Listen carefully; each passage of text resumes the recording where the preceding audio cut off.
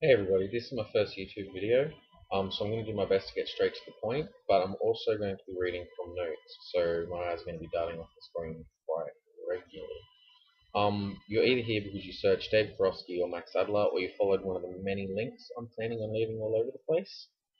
But if you want to see Karofsky return to Glee and would like to help make it happen, please finish watching and follow the link to our Facebook group and get involved. Right now we need numbers before we can make anything happen.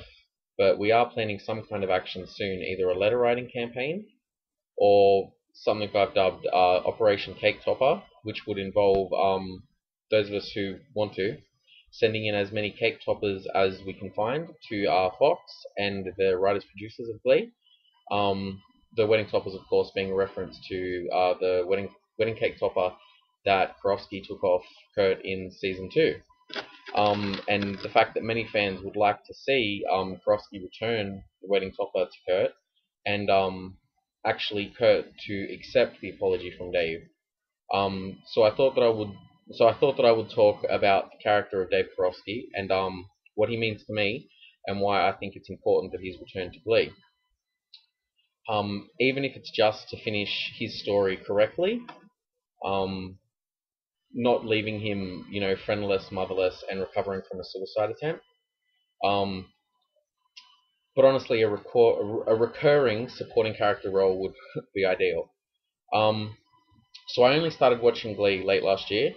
Foxtel was running repeats of season 2 in the afternoon, and as I work split shifts, I very often just mindlessly watch the television while I'm waiting to go back to work. Um, so by pure chance, I was just sitting there one afternoon and I happened to watch the Rocky Horror Glee show. Um, After which I can honestly say I was hooked pretty quickly. Um, the next episode I watched, which was Never Been Kissed, and to say that I was blown away would be an understatement. The character of Dave Karofsky immediately jumped out at me as being the first time I had seen a gay person um, represented on a television show that I could relate to. The first time I had honestly seen a gay character that was not some kind of stereotype of what gay was supposed to be.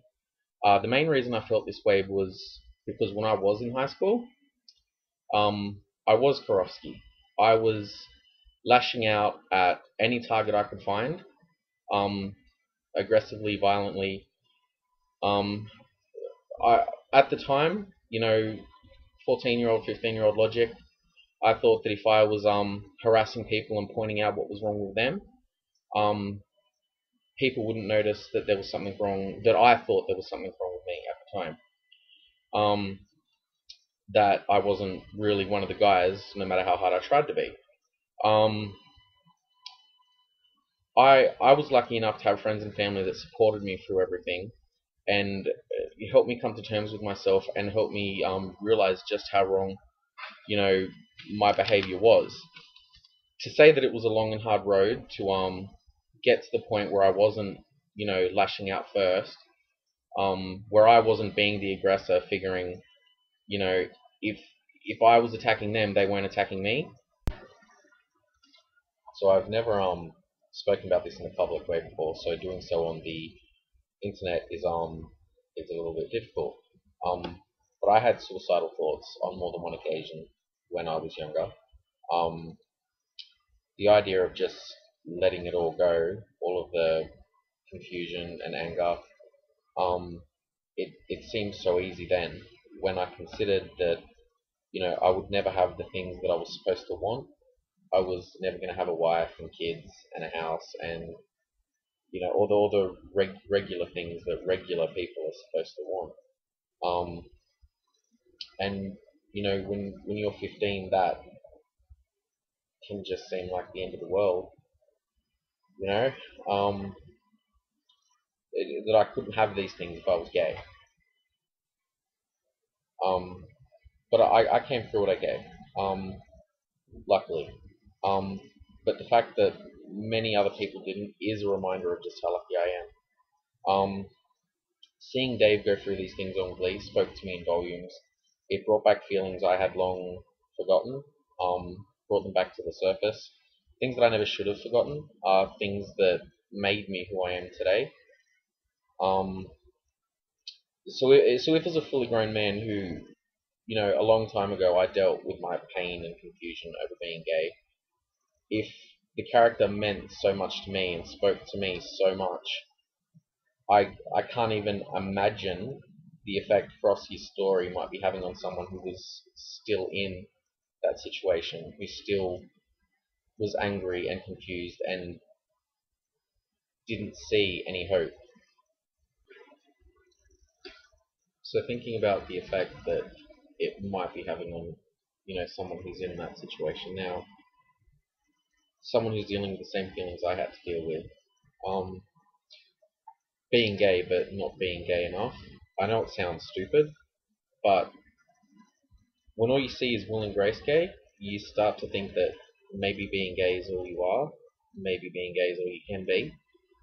Um, you start to think maybe I can't like football and video games and action movies and things I've always liked, but they don't fit.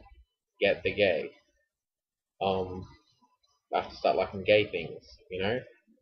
Um, when I was 15 years old, there was no alternative for me.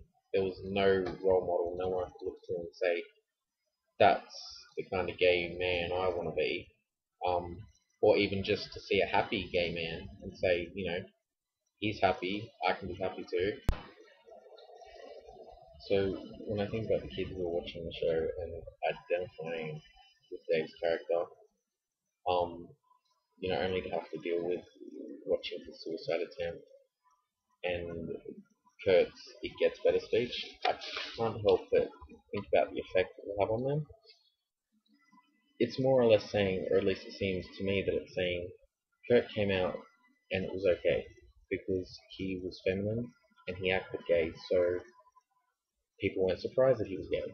But when Karofsky was outed, he didn't fit the gay stereotype, and people didn't know how to react to that, which is why it was so negative for him. Um,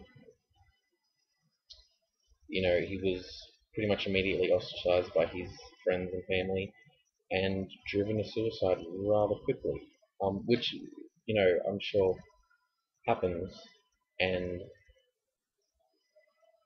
I just don't understand it. It seemed to be that they're saying it's a happy ending because he survived the suicide attempt, that they wrapped the story up nicely. Moral of the story seems to be true to yourself, and if you don't die, lucky you.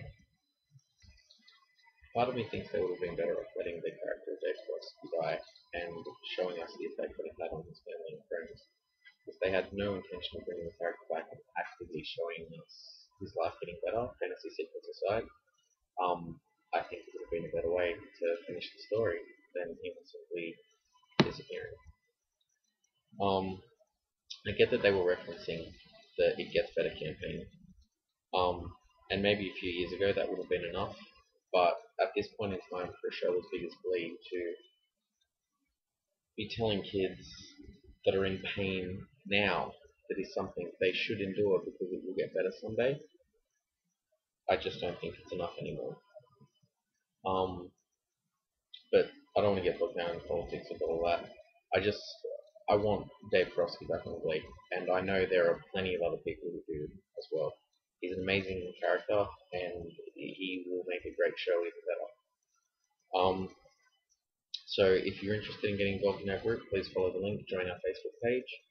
Um, or if you are feeling up to it, more videos such as mine are discussing the character, what you like about the character, why you want to see him return, what the character means to you, would be fantastic. Post them under the heading of Bring Dave Karofsky / Max Adler back to Glee.